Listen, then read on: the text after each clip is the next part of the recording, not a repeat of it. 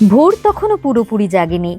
শহরের আলো পেছনে ফেলে আমরা ছুটে চলেছি এক নতুন অভিযানের পথে। গন্তব্য উত্তর পূর্ব ভারতের সেই রহস্যময় পাহাড় অরুণাচল প্রদেশ। শুরু হচ্ছে আজ থেকে আমাদের অরুণাচল প্রদেশ ট্যুর, অর্থাৎ চড়ুইবেতি ট্যুর অ্যান্ড ট্রাভেলস। এবার অরুণাচল প্রদেশ। আমরা ইতিমধ্যে একে একে জড়ো হচ্ছে এয়ারপোর্টে। এখান থেকে আমরা ফ্লাইটে করে যাব গৌহাটি, এবং গৌহাটি থেকে আজকে যাব কাজিরাঙা। কাজিরাঙা থেকে কালকে আমরা রওনা দেব দিরাঙের উদ্দেশ্যে। আর সমস্ত ভিডিও আপনাদের পরপর দেখাতে থাকবো। ভোরের ফ্লাইটে আকাশ পেরিয়ে পৌঁছে গেলাম গৌহাটি।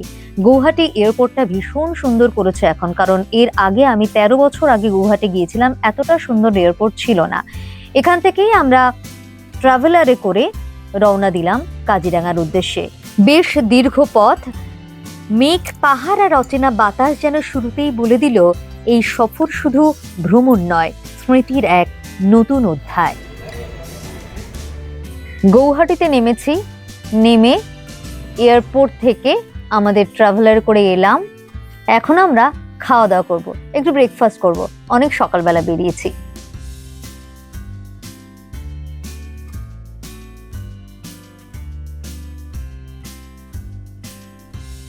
গৌহাটি থেকে কাজিরাঙা 6 ঘন্টার পথ, কিন্তু আমাদের একটু বেশি সময় লেগেছিল, কারণ ব্রেকফাস্টের জন্য থেমেছিলাম এবং থেমেছিলাম লাঞ্চের জন্য। লাঞ্চে আমরা অর্ডার করেছিলাম থালি, কাঁসার থালায় খুব সুন্দর করে সাজিয়ে দিয়েছিল ভাত, পাঁপড় ভাজা, নানা রকমের ভাজি ছিল, আর সেই সঙ্গে মাছ বা ডিম নেওয়া যায়। তবে খাবার আমার খুব একটা ভালো লাগেনি। দুপুরের খাবার সেরে আমরা কাজিরাঙার হোমস্টের উদ্দেশ্যে আবারও রওনা দিই।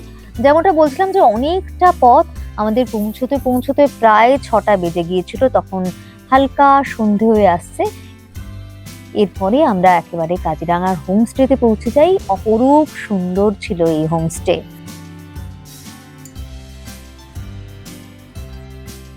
দিন শেষে রাত নামলো আড্ডায়, গল্পে আর আগামীর উত্তেজনায়। তারপর আবার এক ভোর, কাজিরাঙার জঙ্গলে জিপ সাফারির ডাক।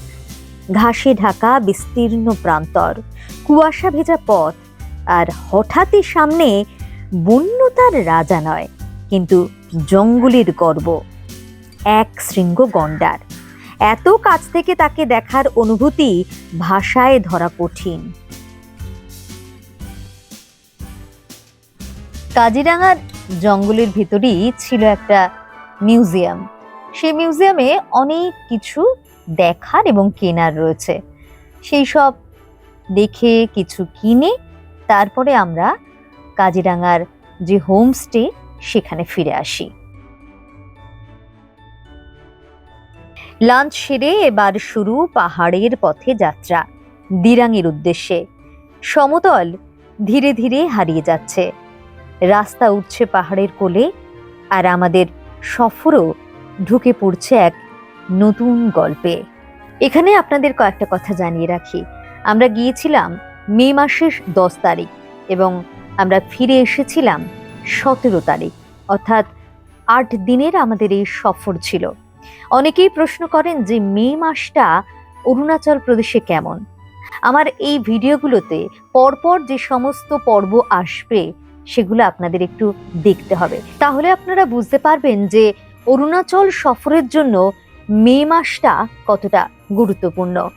এবং এই যে দিরানের পর আমরা যাব তাওয়াং এবং সেখান থেকে বুমলা পাস, এই সব সময়ের জন্য আপনারা কি ধরনের পোশাক ক্যারি করবেন, আপনারা কি কি জিনিস নেবেন এবং কি কি আপনাদের ক্যারি করার জন্য ভীষণভাবে দরকার, এই সব কিছুই কিন্তু আমার এই ভিডিওগুলোতে থাকবে।